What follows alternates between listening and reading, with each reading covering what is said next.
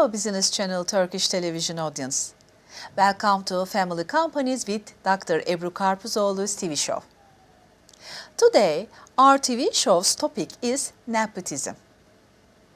We are talking about some subjects, such as what do you mean when you talk about nepotism in the family companies? When is nepotism is a good thing? When is nepotism seen as negative? How can this be managed? Today, my guest is dear Anita Brightley Hodgets. I'm honored that my dear friend Anita is a guest in our program. I thank her very much. Anita is the owner of a family company's consultancy firm from in the United Kingdom. First of all, I'm going to give you some information about the nepotism. Then I'm going to ask Anita Brightley Hodgets to answer these questions. Nepotism is a form of management, such as monarchy or dynasty. And this management system, as in every system, has its benefits and drawbacks. Although there are nepotistic tendencies in every culture, the rules, traditions, symbols, and practices that determine this area of behavior differ from. In this context, differences can be seen between American nepotism and Italian nepotism and Turkish nepotism. However, it is possible to define nepotism in general.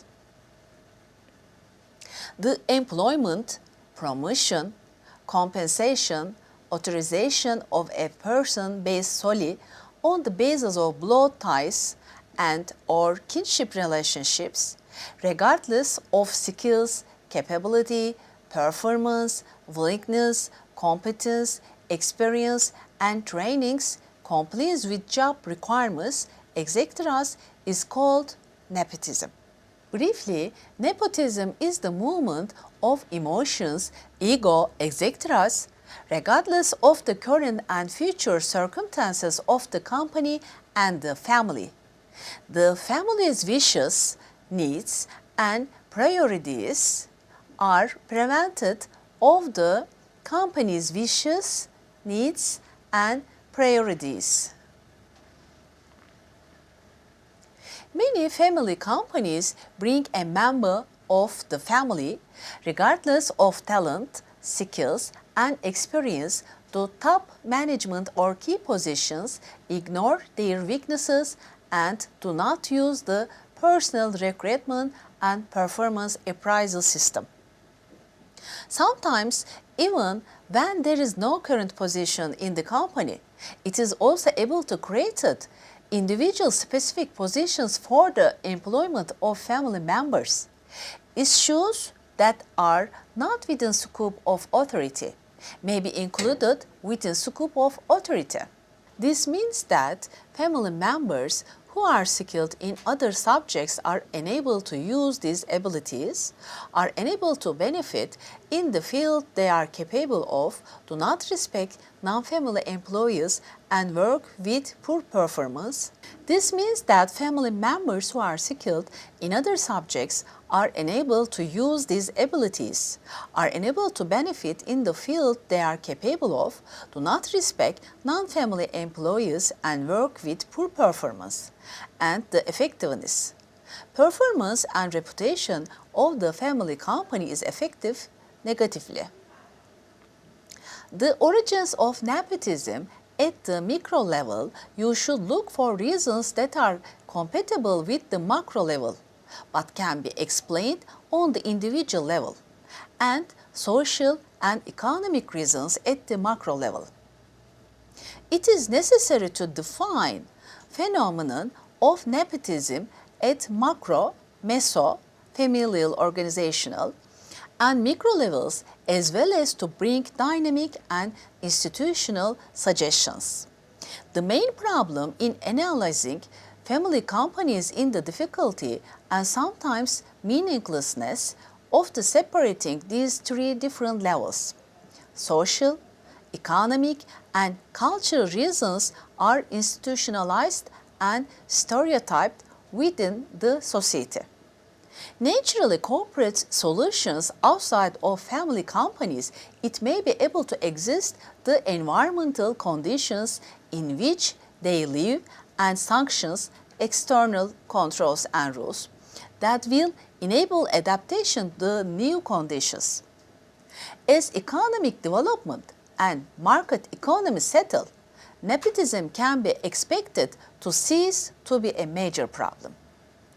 To find legal and financial instruments, such as sanctions-based investment and tax incentives, to encourage family companies to grow, merge, and engage in joint ventures between them, may create efficient results, such as directing the company, diversifying resources, enabling them to plan strategically, enriching their human and financial capital. In this way, instead of nepotism, a cultural and economic transformation that emphasizes institutionalization can take place. Individual causes can be based mainly on universal foundations, explained by abstract reasoning, because individual causes relate to rational preferences of individuals and objective interests. Therefore, similar experiences in the world can be based on the solution of individual causes.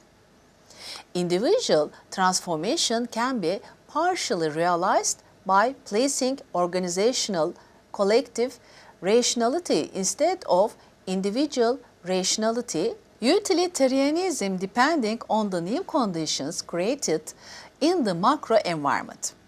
However, since eliminating irrational structures and emotional conflict within the enterprise is an important task at the organizational level, it is important to add the family dimension, which is also an intermediate environment, to the classically defined internal and external environments of enterprises, and it is necessary to go to socio-psychological analysis. Nepotism is one of the biggest obstacles to the continuity and institutionalization of family companies.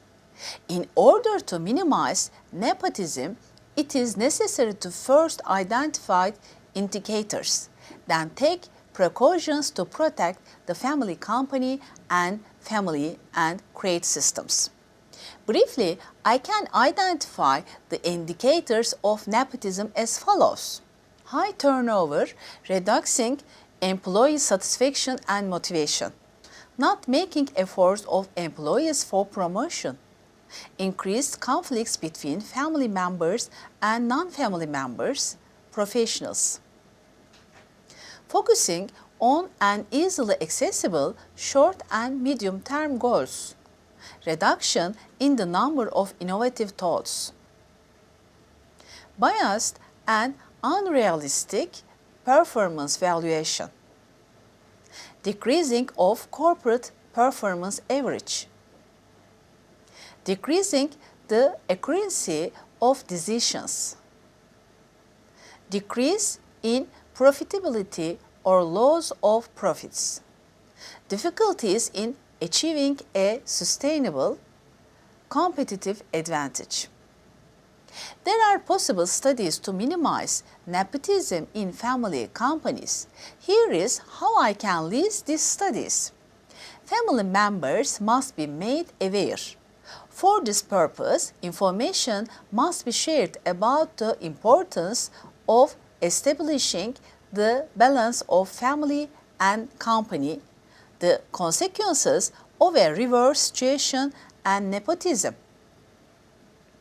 It must be explained that property and management practices and transfer are different, that the main purpose of the owners is to make the family company sustainable, and that the above average profitability is continuous.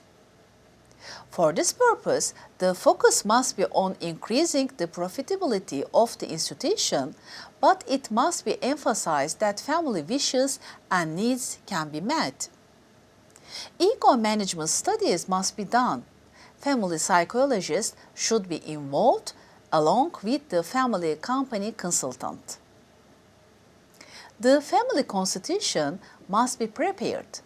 The family constitution should include the working relations and the rules on human resources practices and should be included in this section. Agreed general principles should be formed regarding recruitment, placement, layoff, promotion, and appointment, remuneration, authorization, training, performance, and appraisal. Family members working in the family company must also be included in human resources practices under the same conditions as professionals. The family council must be formed and integrated work must be ensured with the board of directors in the case of the existence of practices related to nepotism. More than one independent member must be appointed to the board of directors. In order to raise the level of institutionalization and sustainability of the family company, it must work with a family company consultant. In line with the size of the family and family company, a family council or succession team must be formed, and a succession management system must be formed. Now, first of all, I'm going to ask Anita to introduce herself. Then I'm going to ask her to answer some questions. These questions are: what do you mean when you talk about nepotism in the family companies? Is this a good thing? When is nepotism a good thing? When is nepotism seen as negative? How can this be managed? Do you have any case studies where nepotism has worked? Hi, I'm Anita Brightley Hodgets, founder and chairman of Family Business Place. I'm a specialist family business advisor to families around the globe. I'm delighted to be here with you and Ebru on your show to share my experience and expertise. In this episode, we will be discussing the tricky concept of nepotism. Well, nepotism is when a family member is hired in the business because of who they are. They do not need to be skilled, experienced, or even good at what they do. It's seen as an entitlement. I think this is a complex question and very much depends on the family, the business, and its employees. It can also align with the values of the business, and in this case, it would be that family comes first rather than business first. Of course, this is a personal and individual thought process. Indeed, some entrepreneurs categorically refuse to entertain the idea of family being good enough ever. There are a number of reasons why this can be a positive strategy in the family enterprise. Firstly, it can be far cheaper to hire relatives as they see their roles as a responsibility to contribute to the success of the family firm. They will often be loyal to the nth degree. Folks see it as their duty, and they also are very proud to be associated and part of the family-run generation.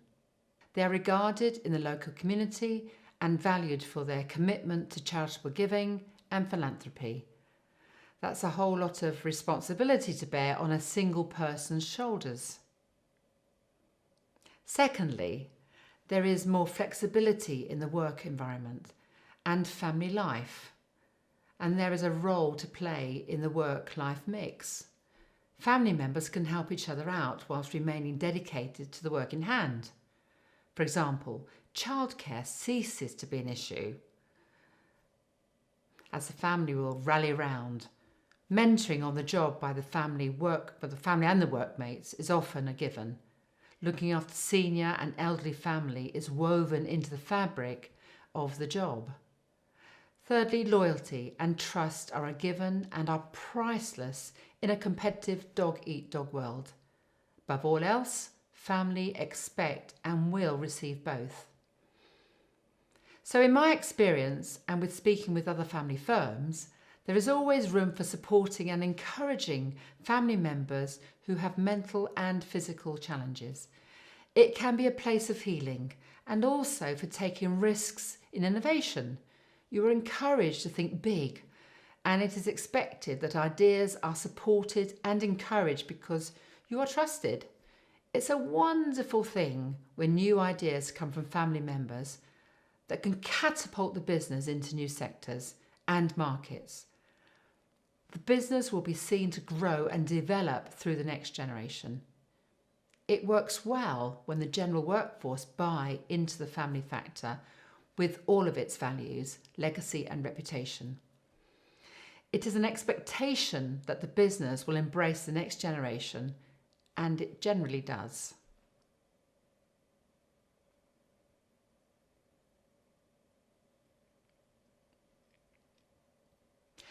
Family businesses who are seen to scale the heights of promotion and leadership roles without the proper experience, expertise and respect afforded to them by the workforce will be seen as divisive.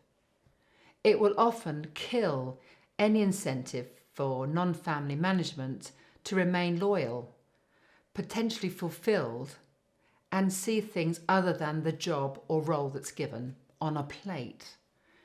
If family are appointed to roles of responsibility without the relevant experience, skills, people and leadership development, then the business will likely fail.